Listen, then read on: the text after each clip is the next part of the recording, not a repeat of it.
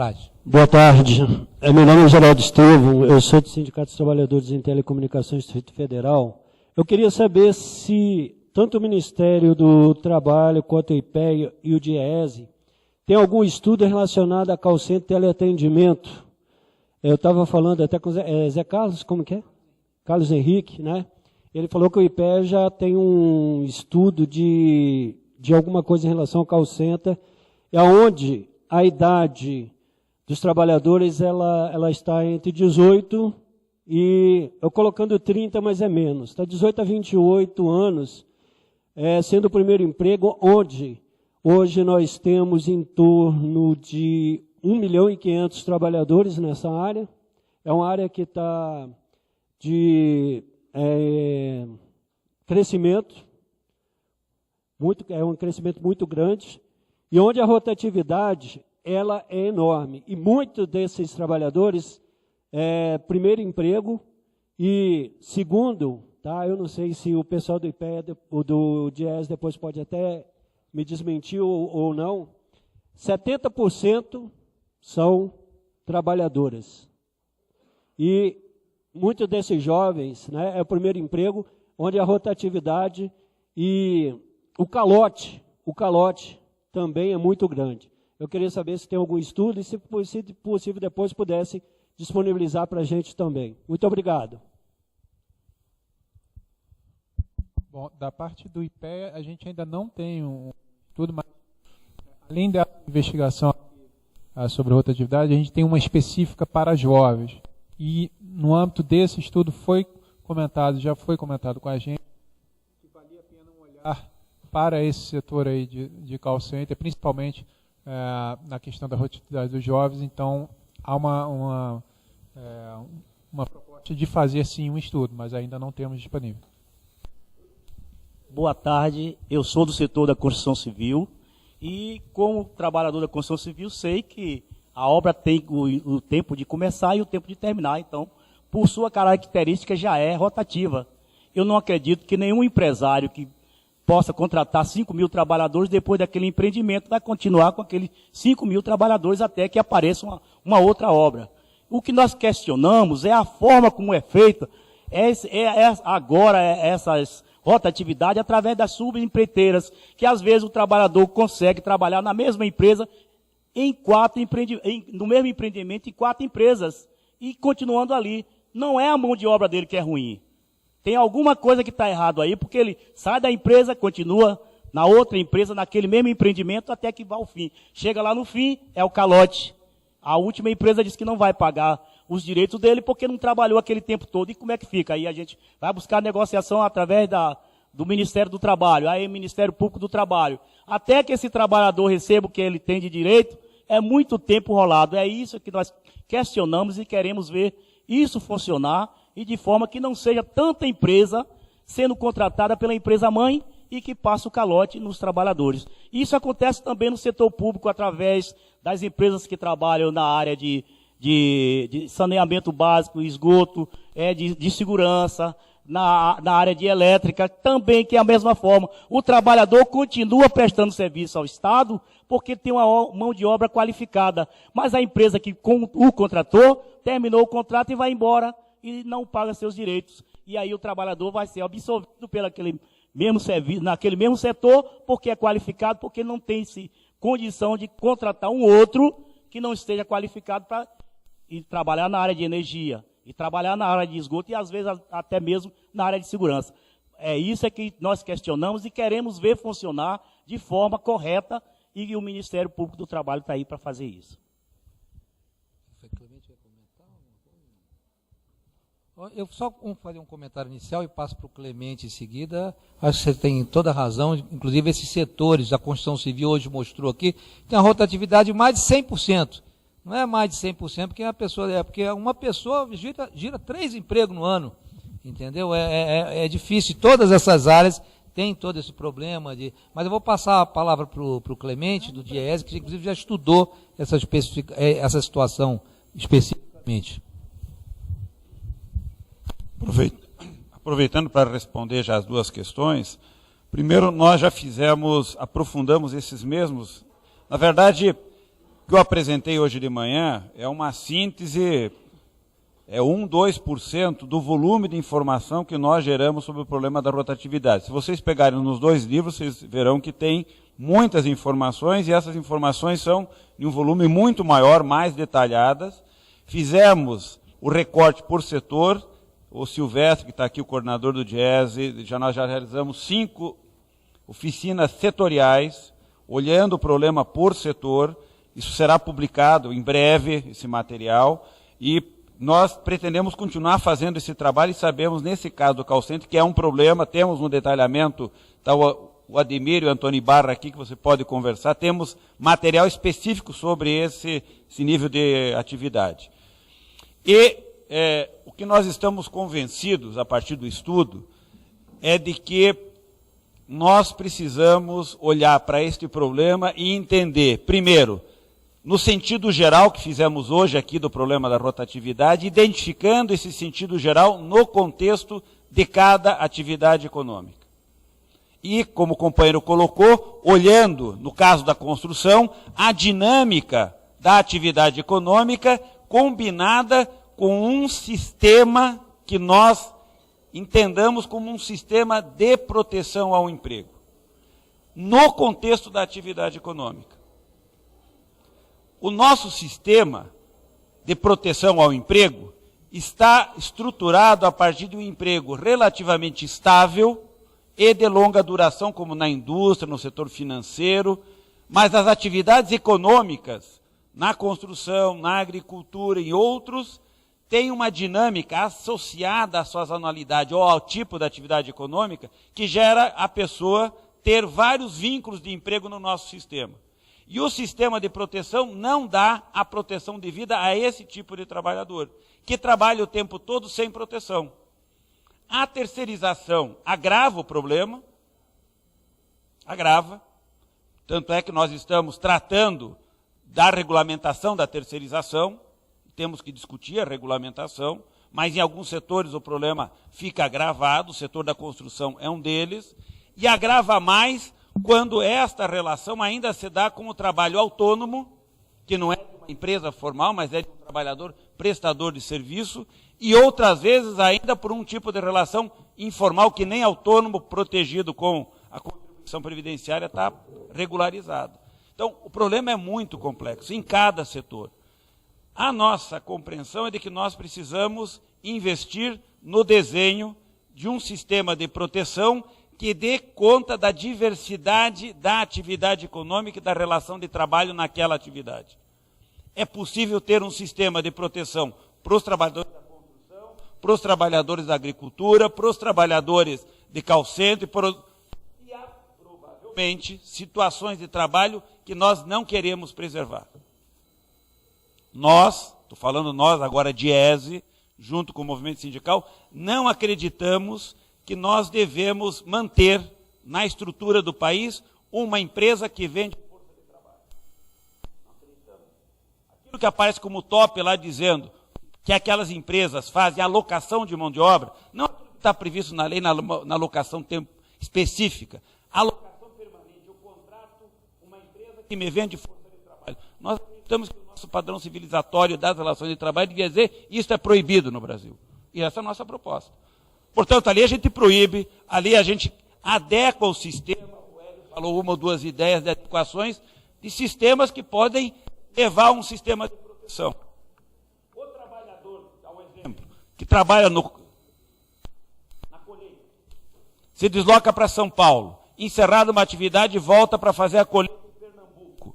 Ele está trabalhando o tempo todo. Só que o tempo de deslocamento de uma atividade de uma empresa para outra no Nordeste, ele gasta 10 dias entre sair daqui e chegar lá. O sistema não está preparado para protegê-lo para esse deslocamento.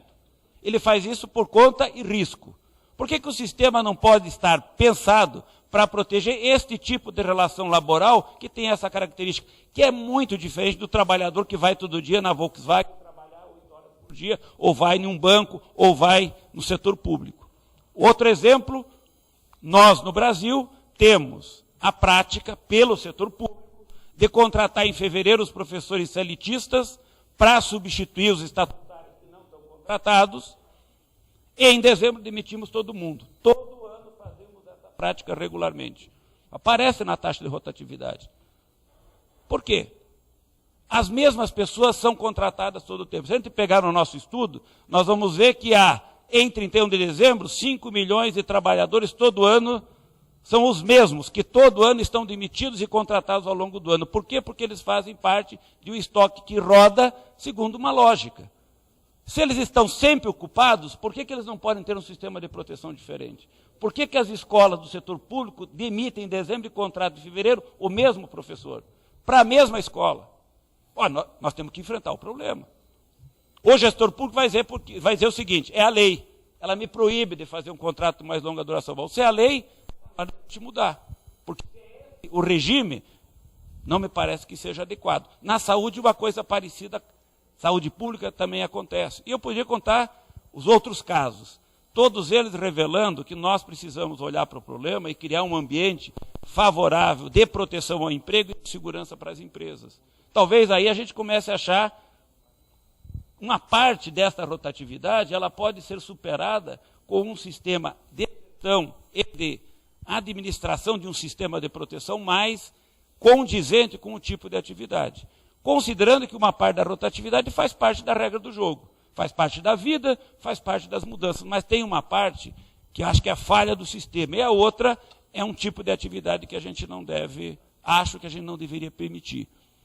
E enfrentar problemas como a regulamentação da terceirização e como outros institutos que nós podemos aperfeiçoar, no caso do seguro-desemprego e de outros que nós poderíamos estar desenvolvendo ao longo do tempo. Então, temos muita coisa de recurso, temos uma diversidade grande de situações para enfrentar o problema e temos, creio, capacidade para fazer esse enfrentamento. Concluo dizendo que uma parte substantiva da capacidade para enfrentar o problema está associada a termos um sistema de proteção ao emprego concebido.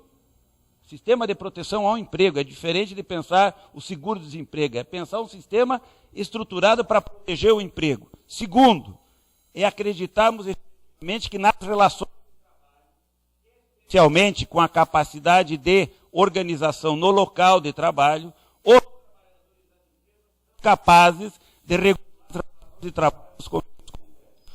Acreditamos que a democracia vale no local do trabalho, ou nós não sabemos o papel que esta relação pode ter para fazer o enfrentamento de muitas.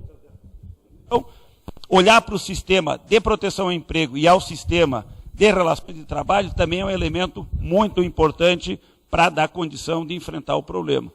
É isso que acho que a gente precisaria ter como referência para o debate, inclusive, de amanhã.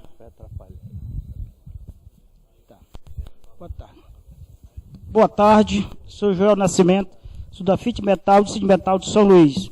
Eu queria saber se o Diésio e o IPEA, se ele tem um estudo por cotas, por estados mais pobres, como o Maranhão, que tem 2 canteiros grandes, e o governo, que são os grandes empregadores, se eles têm um corte da rotatividade desses canteiros, de canteiros grandes, como a Vale e como a Lumar, que cada uma tem na sua planta 30 e poucas empresas, e que elas rompem contrato unilateral. Aí sai aí 100, 200 trabalhadores de uma vez. Quer dizer, e essa é uma prática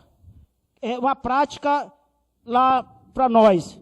E qual é a dimensão que é mensurada essa questão da rotatividade? E o Estado, como grande empregador, que não é só professor, ele é empregador de mão de obra CLT das mais diversas, e que, pela injunção política, cada vereador, cada deputado que quer colocar o seu, também faz essa rotatividade.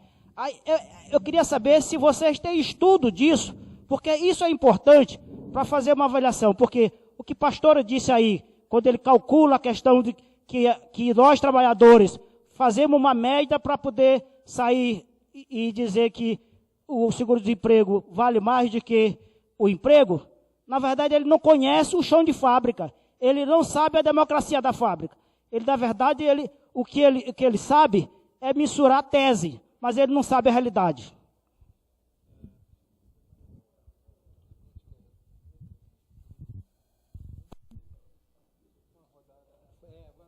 Podia ir fazendo as perguntas, que aí se responde de uma vez só. Por favor. Ok. Concordo. Eu ia, inclusive, dessa sugestão. Pessoal, mas boa tarde. Meu nome é Honório, também sou de São Luís. E queria agradecer a Fitmetal por trazer a gente aqui. Mas, assim, na verdade, uma curiosidade. Rotatividade no mercado de trabalho, diagnósticos e propostas de enfrentamento. Então, assim, parece que é proposital, tanto o governo federal quanto o Estado, não estruturar os órgãos que de fato fiscalizam e que tem que ter o controle e mostrar resultado para a sociedade, ou seja, para os trabalhadores. Uma delegacia de trabalho que não tem mão de obra, não tem trabalhador. Então, assim, é proposital o negócio. Então tem que atacar na causa raiz. Estruturar primeiro a delegacia, estruturar primeiro os trabalhadores que vão fiscalizar, que vão fazer o levantamento e que vão trazer para vocês, para nós, o que tem que ser feito de fato, porque o problema está no chão de fábrica, o problema está no dia a dia do trabalhador. Essa seria uma curiosidade minha, um questionamento. Mas assim, o que é que faz também, uma outra pergunta, o que é que faz o governo federal dar incentivo para uma empresa que explora a mão de obra em um estado, mão de obra qualificada? Eu concordo com o professor que falou pela manhã aí, eu não estou lembrado do nome dele, nós temos sim mão de obra qualificada, mas em terra que está todo mundo passando fome, um pedaço de pão é muita coisa. Então, assim, o que é que faz o governo federal dar incentivo para uma empresa que explora a mão de obra qualificada como uma mão de obra que não é qualificada, paga do jeito que quer, dá calote, não respeita os impostos, não respeita as instituições formadas pelos trabalhadores. E aí o seguinte, por que um estado como o Maranhão, só um exemplo, e aí eu não sei se isso acontece em outros estados, tem que receber empresas, por exemplo, do Rio Grande do Sul, tem que receber empresas de Minas Gerais, de Brasília, enfim. Por que um estado que tem empresas, que mantém um quadro de trabalhadores, não pode receber aquela atividade que gera imposto para o próprio estado, que gera riqueza para o próprio estado, que já mantém uma mão de obra no estado? Por que tem que vir empresa de um outro local, rouba ali naquele momento a riqueza, não respeita ali as convenções coletivas de trabalho, dá calote? A gente tem exemplos, eu volto a dizer, não sei se isso acontece em outros estados, mas lá no Maranhão, na área da Vale, na área da Alumar, isso acontece com frequência. Então, assim, o porquê que o governo federal dá incentivo para essas empresas e não fiscaliza? Então, por isso que eu estou dizendo e estou perguntando, é proposital eu querer que a coisa funcione e não estruturar quem deve fiscalizar? Seria esse o meu questionamento. Tem mais alguém?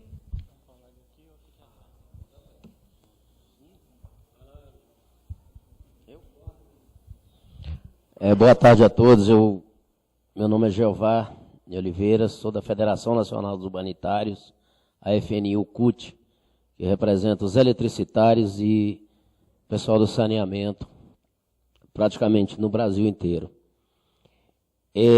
O meu questionamento vai no sentido da questão da qualificação, porque a gente ouve muito falar nessa questão da qualificação, né? E eu acho que não é só qualificação. O trabalhador brasileiro carece, uma parcela deles, de capacitação, que é uma coisa diferente de qualificação. No setor elétrico, por exemplo, eu ouvi 2 vezes, foi dito aqui, que os menos qualificados, que há uma rotatividade maior. No setor elétrico é o inverso. Menos dos terceirizados, porque os terceirizados têm a rotatividade que, aliás, grande parte da rotatividade vem exatamente da causa maior, que é a terceirização, quarteirização, quinteirização, que a gente tem isso no setor elétrico, inclusive. Mas a rotatividade dentro das empresas concessionárias é do nível superior, né? É quem mais sai das empresas do setor elétrico, é os engenheiros, né? É o nível superior, é economistas, esses é que saem das empresas. O nível operacional permanece na base das empresas do setor elétrico e das empresas de saneamento. Então, tem uma característica diferente de outros setores da economia. E um dos problemas graves que a gente passa nesse país e que é necessário que o governo, assim, que nós, sociedade, todos os sindicatos, o Diese tem feito um trabalho muito interessante. Essa pesquisa que foi feita é de suma importância para nós, que inclusive nos baliza para estar fazendo debate, né? Mas é a questão da redução do quadro de trabalhadores. O setor elétrico, há 25 anos atrás, tinha 250 mil trabalhadores. Nós temos hoje no setor elétrico 230, incluindo, inclusive, aquele mercado aberto de energia. Então, como que nós vamos ter um setor sustentável? Não vai dar. Dessa forma, não tem. Então, é necessário que o governo tome ponto disso. A terceirização é o problema da rotatividade. E nós sabemos que a terceirização é estimulado e existe até no TST, no próprio Ministério Público que teve aqui hoje, Ministério Público do Trabalho. Aqui dentro, o Ministério do Trabalho tem. Então, assim, é uma coisa que tomou conta do nosso país, a terceirização. E é necessário coibir a terceirização, porque aí sim nós vamos evitar a rotatividade. E eu gostaria que alguém falasse mais um pouco sobre essa questão da qualificação versus capacitação. Porque um país em desenvolvimento como o nosso não é só diplomados que vai construir aquilo que nós precisamos. Nós temos que ter trabalhadores de mão de obra capacitados para construir o que nós precisamos no nosso país. Agora, um fato que é camuflado, essa questão da qualificação, é muito jogada em cima dos trabalhadores para quê? Para desvalorizar o trabalhador braçal, aquele trabalhador que constrói o país. Você não é qualificado, não pode ter um bom salário. Então vamos pagar um salário melhor para o trabalhador capacitado. Essa é a grande jogada de desqualificar o trabalhador capacitado e pagar mal para poder dizer que não é qualificado. E não é por isso, porque senão os haitianos não poderiam construir as obras de construção civil no Brasil. Porque eu não consigo entender que os haitianos que estão chegando no Brasil sejam mais qualificados do que nós brasileiros. Sem nenhum preconceito, obviamente. Mas é inaceitável esse discurso só de qualificação. É para escamotear a questão da valorização do trabalhador. Muito obrigado.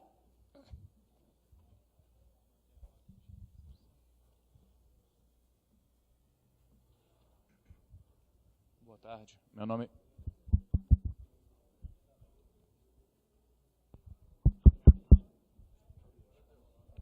Oi. Alô? Estão ouvindo? Boa tarde, meu nome é Eric, eu sou gerente do Cine Natal. E com relação à rotatividade, no caso da gente lá, a gente observa que boa parte, coloquei alguns pontos aqui. Eu acho interessante falar, quando fala de respeito ao seguro-desemprego, tentar ver alguma coisa que iniba esse acordo entre empregado e empregador. Eu vou dar as suas contas, você vai receber o seguro e depois você continua trabalhando. A gente tem que ver uma forma de como inibir isso daí. Talvez desvincular um pouco o seguro-desemprego do FGTS. Digamos, se ele vai entrar no seguro-desemprego, ele só pode sacar o FGTS após o seguro-desemprego, após receber todas as parcelas do seguro-desemprego, seria uma forma, não sei se é possível. Com relação, na exposição aí, falou muito com a atividade alta dos jovens, a gente está fazendo um trabalho lá de identificação junto aos ofertantes do Pronatec, que é para tentar identificar a capacidade profissional do jovem. Porque ele começa no emprego e não sabe o que ele quer. Então, a gente está pensando estamos fazendo um estudo com os ofertantes para criar uma série de cursos para que, ao final de um período, ele construa uma carreira profissional. Não é só qualificar para qualquer curso. Que ele faz um curso, depois ele faz outro e não segue uma carreira. Então, talvez, fortalecer aí esse trabalho do Ministério do Trabalho com o MEC no que diz respeito ao Pronatec. A construção civil, no nosso caso lá, a construção civil, ela é quem carrega os altos índices de rotatividade. Quando o trabalhador vai dar entrada no seguro-desemprego e a gente tenta colocar ele em algum curso do Pronatec, a gente esbarra no problema de falta de escolaridade. Não tem como a gente capacitar o trabalhador se ele não tem escolaridade para acompanhar aquele curso. Então, é outro problema também. Agora, nós estamos qualificando 720 mulheres específicas para a construção civil e estamos tentando fazer um acordo para que essas mulheres trabalhem em empresas que vão fazer obras para o município. Seria uma forma de a gente tentar colocar essas pessoas qualificadas no mercado. E aí eu acho que uma boa opção para a gente tentar entender um pouco da rotatividade do mercado de trabalho é fortalecer e botar à frente o observatório do mercado do trabalho. Cada município, cada estado tem a sua realidade. Não tem como a gente propor um plano de enfrentamento de rotatividade a nível nacional. Talvez a minha realidade não se compara nada com o que o colega do Maranhão está falando. Então, acho que a gente pegar esses estudos, usar como base também para os observatórios do mercado de trabalho, para poder, sim, atacar em cada região o que está levando para aqueles índices de rotatividade.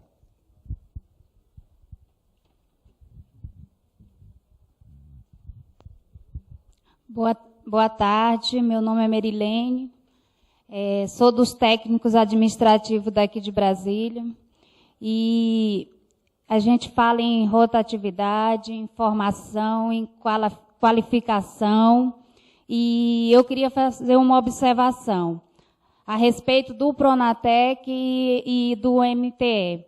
Por que não fazem uma parceria com o sindicato,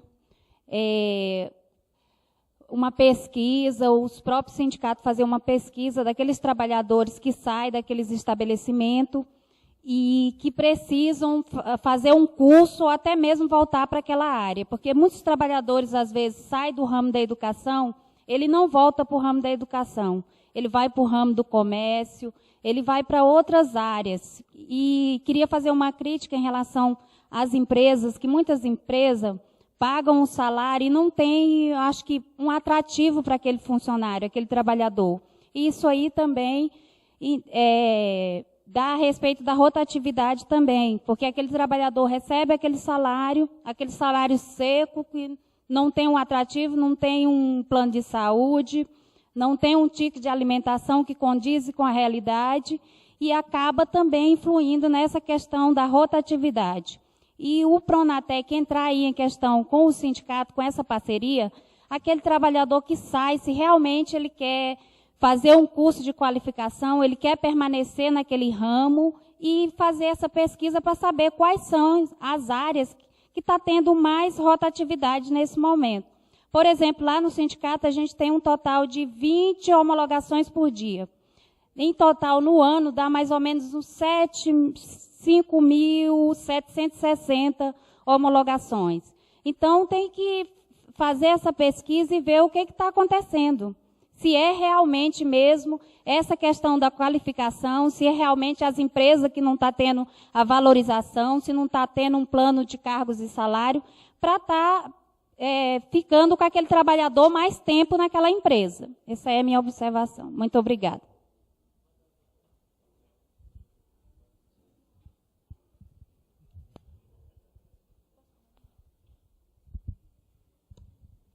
Só falta falar assim, agora eu esqueci. Não me esqueci não. Só faltava, depois de tanto tempo, falar que me esqueci. Boa tarde a todos e todas. Eu sou Miguel, eu sou dirigente na CONTRAF, a Confederação Nacional dos Trabalhadores do Ramo Financeiro. Inicialmente saudar o Ministério do Trabalho e Emprego, e em parceria com o DIEESE, pelo trabalho, pelo seminário, e pelo trabalho que o DIEESE conseguiu construir após as duras penas. E começo por aí, que é a dificuldade de a gente ter, ou até então ter tido informações, né, a base de dados para se trabalhar e ter, de fato, uma radiografia mais próxima da realidade. Tem toda essa diversidade dos setores, toda a complexidade do mercado de trabalho brasileiro, mas o elemento chave, que é a informação, particularmente a gente não tem.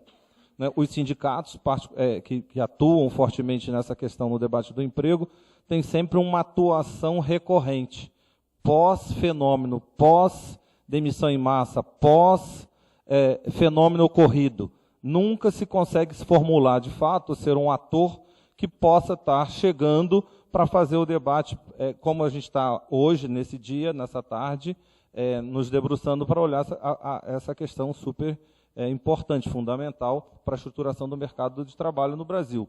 Então, assim, uma das questões que fica, e amanhã a gente aprofunda na parte de propostas, é como é que se acessa essas informações. No nosso caso, particularmente, não basta, eu acho que mais setores, apenas a informação para o setor, porque a gente não tem um acesso por CNPJ. Todas as informações não são públicas, hoje, inclusive, do passado das pessoas, da vida pública, todas as informações são acessíveis, têm que estar acessíveis. Todas as empresas divulgam todo tipo de balanço e de relatório para acionista, para a Bolsa de Valores, porque essa informação crucial do mercado de trabalho, que a gente pode dizer que é, de fato, a função essencial, precípua na relação do capital, gerar esse posto de trabalho e de qualidade, no emprego decente, porque essa estatística, essas informações têm que ser de uso exclusivo da empresa, ou do consumo exclusivo do Ministério do Trabalho e Emprego. Então, a gente precisa aprofundar esse debate, porque essas discussões são elementares, são fundamentais. Se não tiver informação, não vai se formular de forma tripartite nenhum tipo de consenso, nenhum tipo de proposição. Então, é importante, saudamos aqui o avanço que já foi a apresentação, a consolidação desse trabalho por sistema, né, por setores econômicos no dia de hoje, mas a gente precisa continuar, a partir dele, avançando muito mais. E também, conjunturamente, como é oportuno esse debate, porque foi dito aqui do conhecimento específico, do conhecimento geral, é verdade, tem toda a revolução tecnológica que está colocada aí, que está provocando em vários setores uma alteração, uma reorganização do trabalho do setor muito grande, e aí os atores ficam olhando, o Estado fica acompanhando, e aí o final precisa também se desmistificar que aí não existe muito acesso, porque o trabalhador é o culpado, ele quer, ele pede, ele gosta de acessar esse tipo de benefício. Ora, vamos parar com isso. E se fosse isso, tem que ter política pública que coíba isso, inclusive. Não dá para ficar esse tipo de ou insinuação, ou de tentar ficar responsabilizar ou por omissão do Estado por falta de política pública, ou que tenha fraude e não é combatida a fraude. Então, mas não dá para ficar nesse tipo de situação que é o trabalhador, então vamos aumentar, vamos penalizar, vamos estimular, vamos dificultar, sem de fato ter um olhar protetivo à relação de emprego, ao contrato formal de trabalho, que eu acho que essa é a grande questão. Como fazê-lo nessa conjuntura tão desafiadora, com tantas inovações, mas sem perder o norte, o foco que é a proteção dessa relação de emprego, porque capital sozinho nenhum vai se multiplicar se não for a partir dessa relação capital e trabalho produtivo.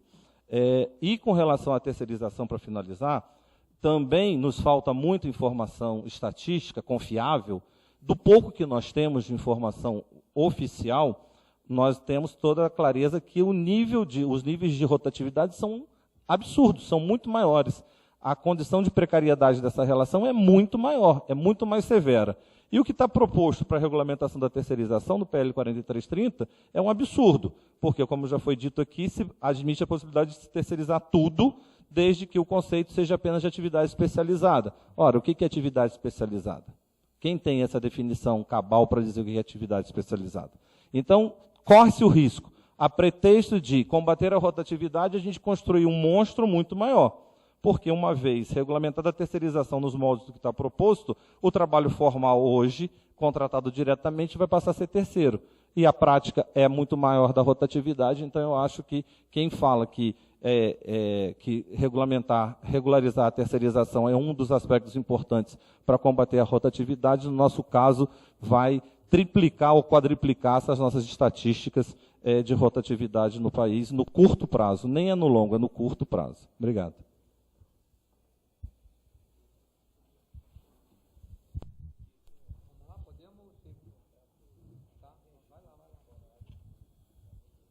Boa tarde, meu nome é Carlos Augusto.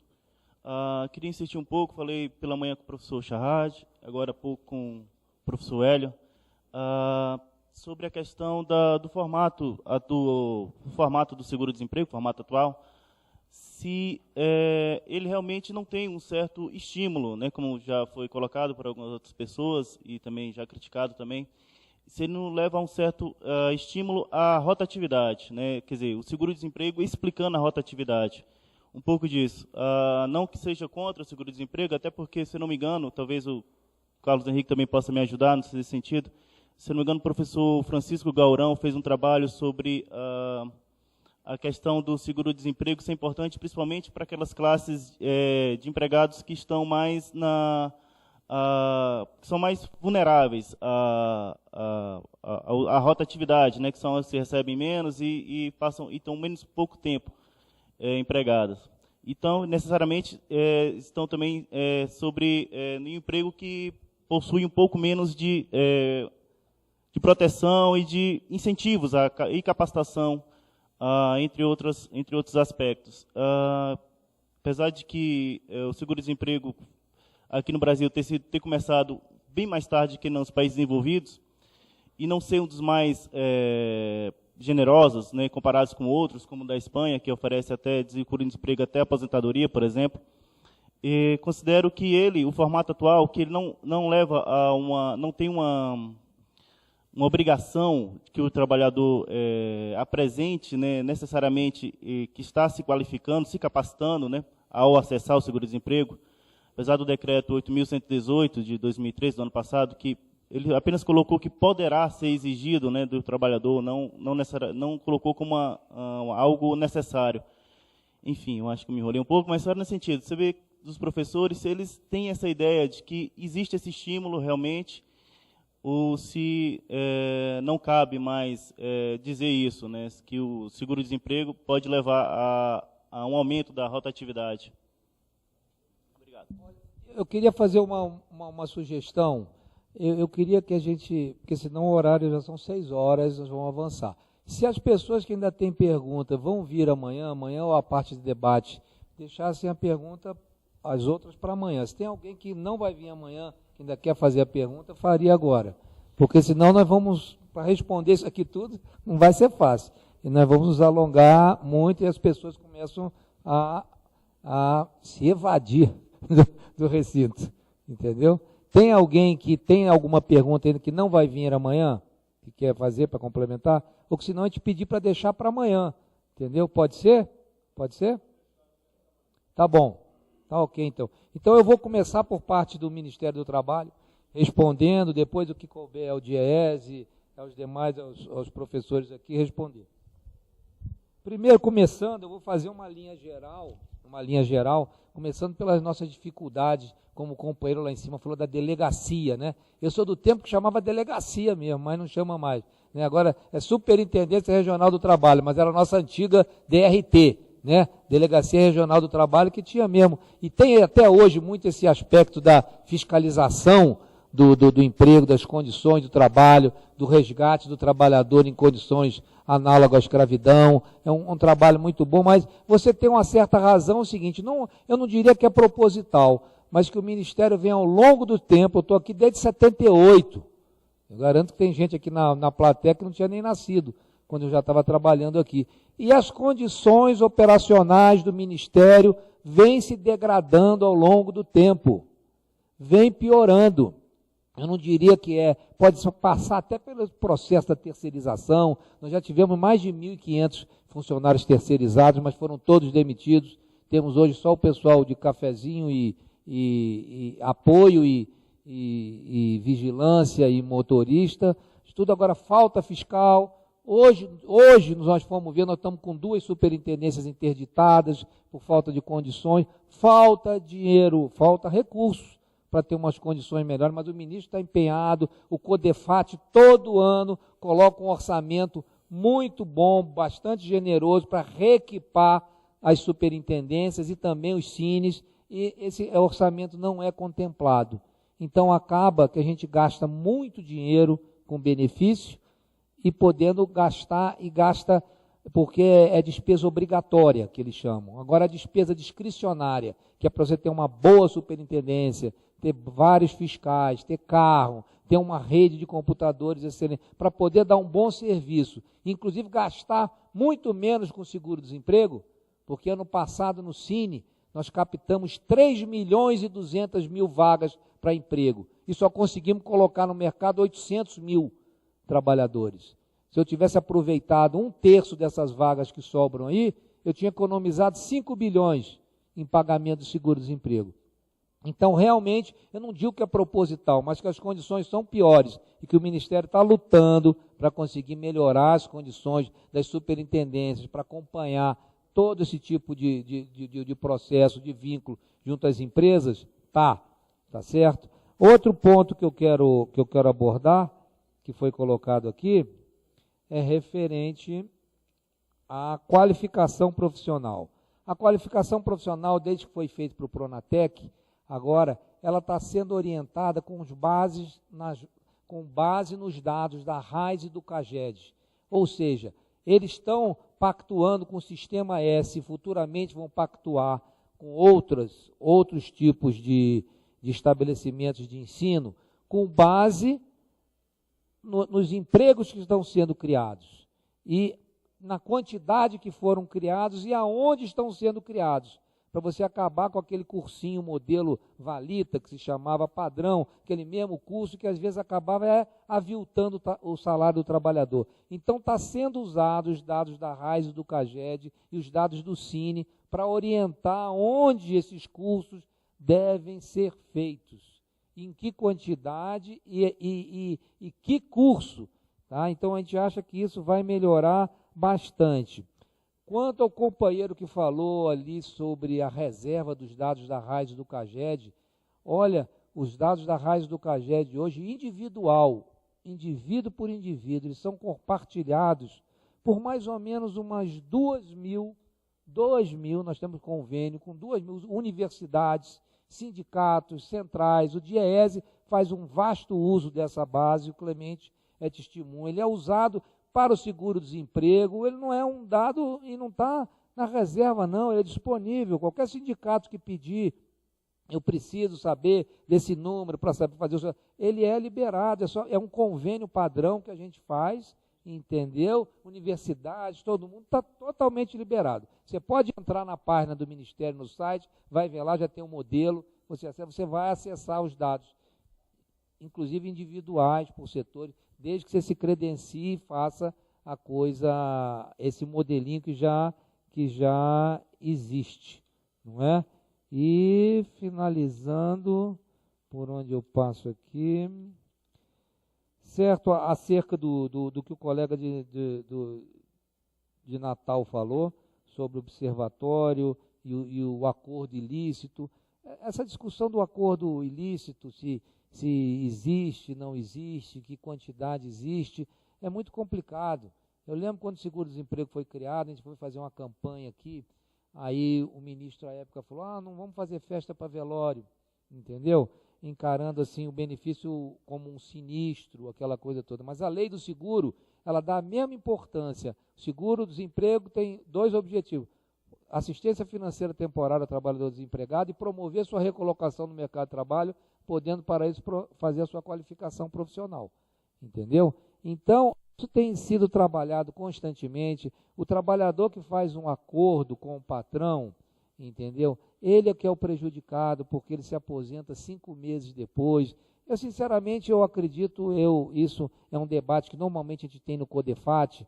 De um lado, o trabalhador fala, o patrão demite para obter um trabalhador com recurso mais barato, do outro fala, não, aquela conta que hoje foi feita, ela é verdadeira, que um trabalhador com 5 anos de casa, se ele pedir, ele sair do emprego, ele recebe 5 salários do seguro, 5 salários do FGTS, mais um de aviso prévio, mais 40% da multa, ele recebe uma quantia poupuda, mas eu não acredito nisso, Se isso acontece, eu acho que é residual, entendeu? Que é residual, mas pode vir a acontecer. Agora, eu acho que a gente tem que fazer é fortalecimento do atendimento ao trabalhador. Eu duvido o pai de família que tem 3 filhos, que vai querer ficar em seguro-desemprego, sabendo que daqui a 5 meses ele não tem direito a nada, e como é que vai dar de comer aos filhos dele? Eu duvido disso, entendeu? O seguro-desemprego é um sinistro, é para uma ocasião quando ele perde o seu emprego. Então, o que a gente tem que dar é monitoramento. Eu conheci sistema de outros países, tive a oportunidade ao longo dos meus 30 anos de ministério de conhecer outros países. Por exemplo, o México não tem seguro-desemprego, sabia? Agora tem outros países que você tem um acompanhamento a cada parcela do seguro, o cidadão vai no posto, mas vai no posto com hora marcada, direitinho, vai lá, é super bem atendido, em condições boas, mostra, é oferecido oportunidades para ele, aquela coisa toda. Então, se a gente fizer um atendimento bem feito e digno, com uma rede boa, estruturada, eu já falei isso aqui na esplanada aos 7 cantos, nós vamos investir e economizar muito em pagamento do seguro-desemprego. Eu acho que isso já está quase ao ponto de se tornar uma verdade, e a gente conseguir estruturar uma rede boa de atendimento digno ao trabalhador, economizando gasto com seguro-desemprego, diminuindo a atividade e tendo recurso para aplicar em outras atividades mais prósperas, né, e com melhor benefício para o trabalhador. Entendeu? Passo a palavra, não sei, ao Diese, primeiro, professor.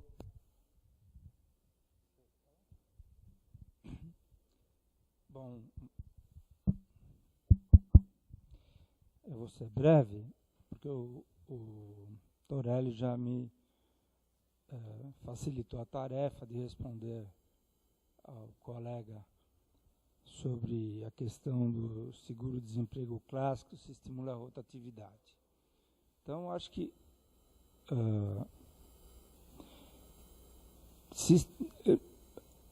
o seguro-desemprego sozinho, ele não estimula a rotatividade, né?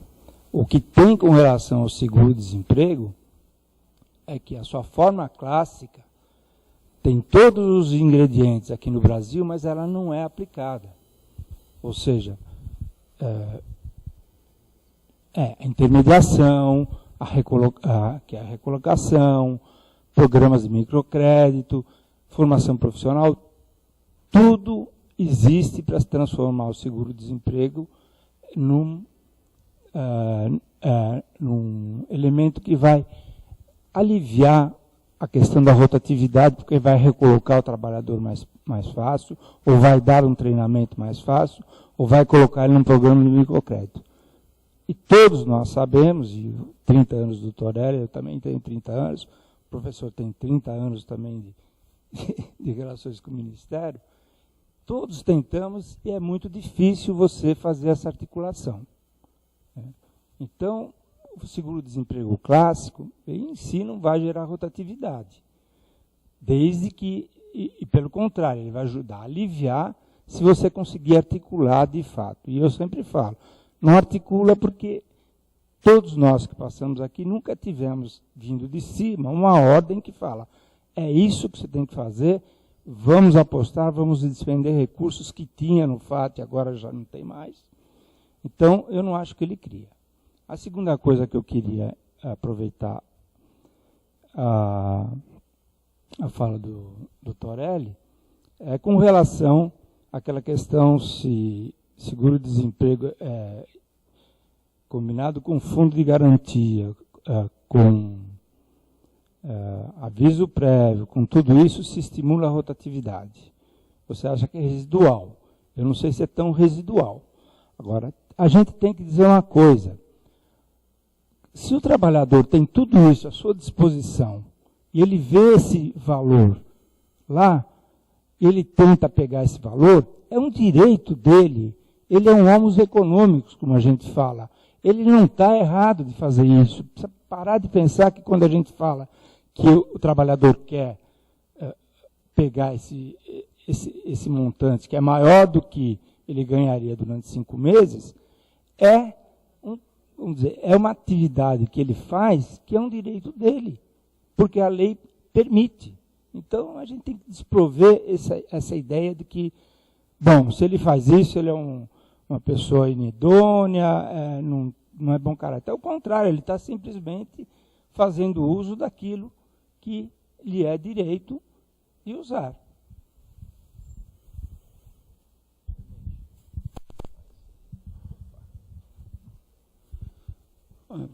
Duas coisas bem rápidas para talvez até já apresentar um pouco o encaminhamento para o dia de amanhã.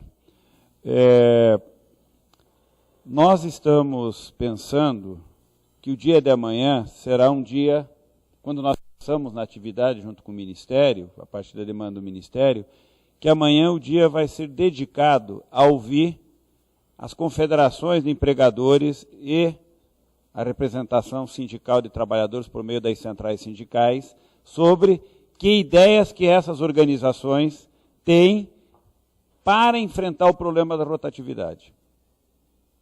Não temos a expectativa de que cada confederação e cada central venha fazer só uma apresentação do problema do seu setor. Amanhã não é um dia para nós abrirmos uma negociação e nem um embate aqui entre centrais sindicais e confederações sobre o problema. É nós, na verdade, olharmos a partir do diagnóstico de que a rotatividade é um problema, que ideias que os empregadores e os trabalhadores têm para enfrentar este problema. Podem ser ideias contraditórias entre trabalhadores e entre empregadores. Pode ser que essas ideias estejam em conflito entre trabalhadores e empregadores. Pode ser.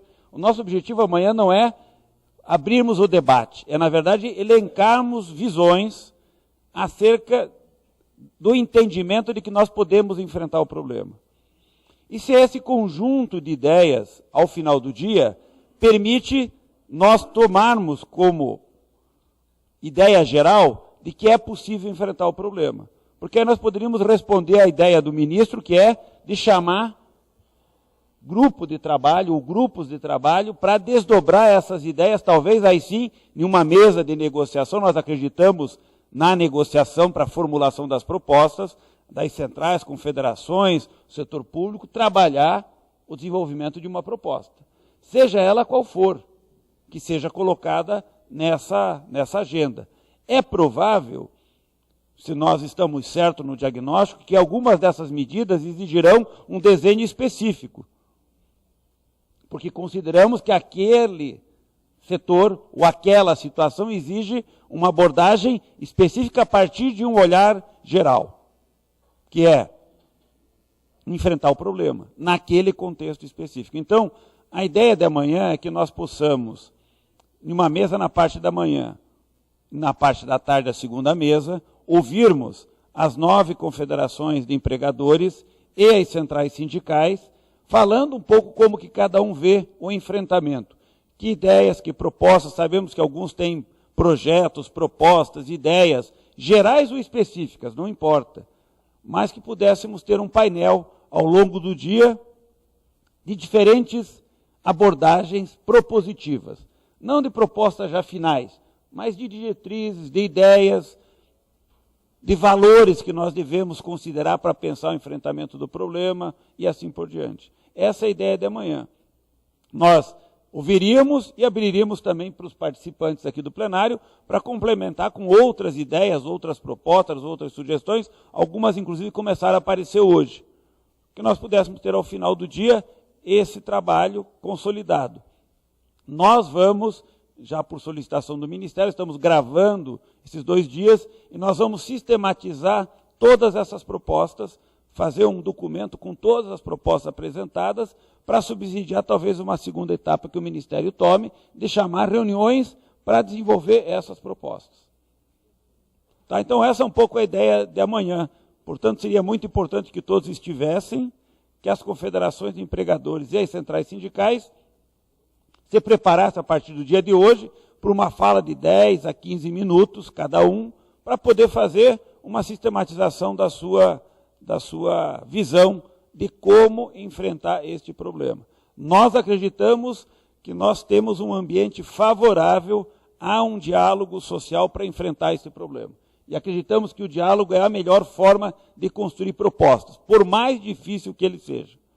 Mas se a gente consegue construir, ele é muito mais sólido do que uma iniciativa de um lado só. Por isso essa aposta, quando o ministro fez o convite, nós acreditamos nessa ideia, nós acreditamos. E estamos aqui pensando que amanhã nós podemos ter talvez uma agenda de questões que possam ser desenvolvidas daí para frente para nós enfrentarmos esse problema. Então, eu acho que, em alguma medida, o dia de amanhã enfrenta algumas das questões colocadas agora aqui à tarde, já na linha propositiva, de como enfrentar o problema, como o companheiro falou, uma boa estruturação do sistema de intermediação. Nós acreditamos que é uma grande medida que deve ser apoiada, que outras ideias, que outras sugestões, porque acho que isso tudo depois constitui uma agenda de trabalho para frente para a gente. Ok, senhores, podemos encerrar então. Agradeço a todos, até amanhã.